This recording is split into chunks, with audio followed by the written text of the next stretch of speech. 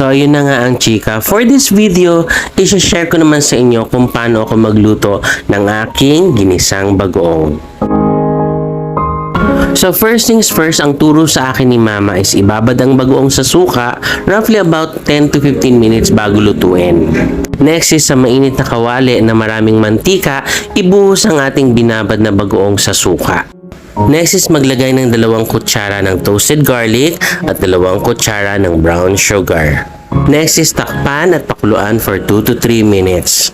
After 3 minutes, haluin at tikman para sa final na timplahan. Kapag okay na ang timpla, patayin ang apoy at lagyan uli ng toasted garlic bago i-serve. So, presenting my very simple ginisang bagoong recipe. So, this is perfect as it is or pwede ring isahog sa pinakbet or binagoongang baboy. And that's it. Thank you for watching my video. See you on my next recipe. Kain po!